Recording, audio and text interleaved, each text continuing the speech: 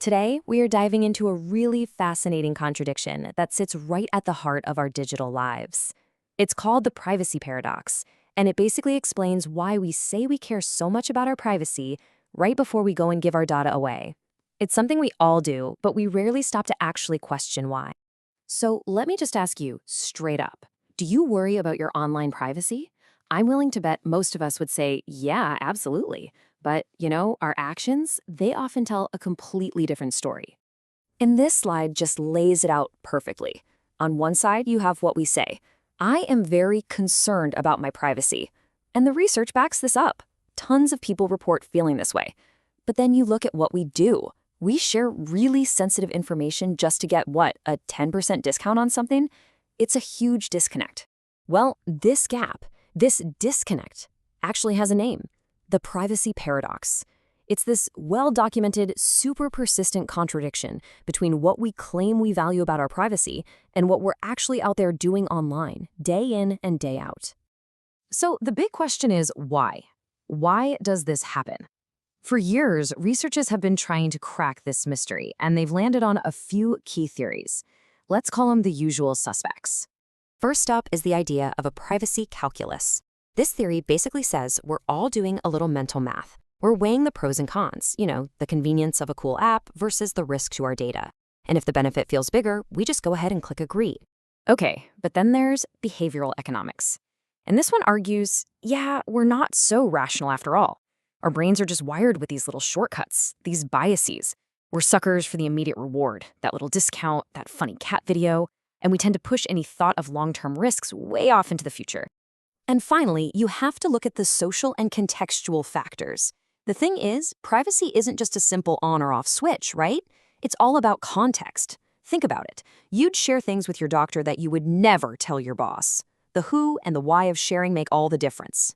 Now, all these theories, they're really useful pieces of the puzzle, but they all have one thing in common. They put the focus squarely on us, on the individual making a choice. They kind of treat technology like it's just this neutral tool we decide to use.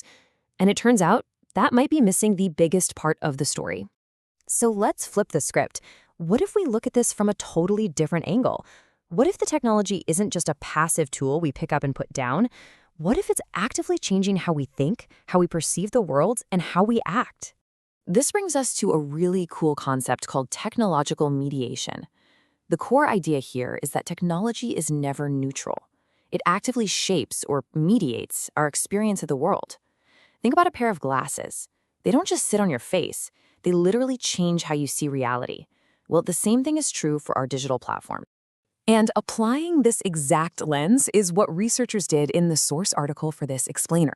They dug into user discussions about Google services, and by looking through this framework of technological mediation, they uncovered 3 powerful new mechanisms that might just solve the privacy paradox once and for all.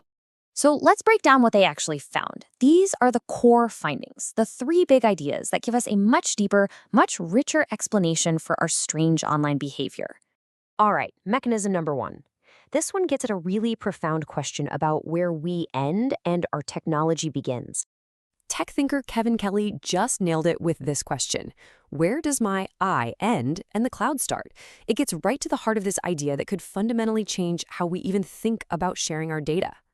This leads to what the researchers call cognitive self-extension. The idea here is that we don't really experience something like Google Maps as an external company we're disclosing info to. Instead, we treat it like it's part of our own brain, like an external hard drive for our memories. Searching for a location isn't disclosure anymore. It just feels like thinking.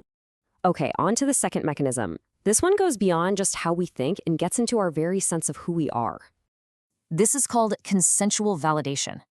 Basically, we use these platforms as a kind of digital mirror. You know that feeling when an algorithm recommends a song you absolutely love or a restaurant that's just perfect for you? It feels like the platform gets you. That little bit of feedback validates our sense of self, and it encourages us to share more so we can see ourselves reflected even more clearly. And check out this user quote because it's so telling. This person isn't talking about utility. They're talking about identity. The platform isn't just playing some tunes. It's soundtracking your life, which confirms who you are. Now that is a powerful motivation to keep feeding it data. And that brings us to the third and final mechanism they found, which is all about trust and handing over control. The study calls this the agent dilemma. Think about it. We delegate huge chunks of our lives to these platforms. We treat Google Assistant or Maps less like a service and more like a personal agent, a helper. And what do you have to do with a personal assistant? Well, you have to give them all the information they need to do their job well. But here's the catch. Here's the dilemma. We expect a human agent to be totally loyal, to act only in our best interest. A platform, though, is a kind of dual agent. Yes, it serves you, but it also has to serve its own business model. And spoiler alert, those two interests don't always line up. That's the core tension. So when you put all of this together, what does it actually mean for us? Well, this research points toward a future defined by what it calls the Google self. And really getting our heads around this is, frankly, crucial. Okay, so let's boil this all down. First, the privacy paradox isn't just you messing out or being inconsistent. It's a sign of a whole new relationship between us and our tech. Second, these platforms are literally becoming part of how we think and remember, and that really blurs the lines of our own autonomy. I mean, are your choices your own, or are they the platforms? And finally, this means our old ways of thinking about privacy protection, which assume a clear line between us and them, they might just not cut it anymore. Which leaves us with one last massive question to think about.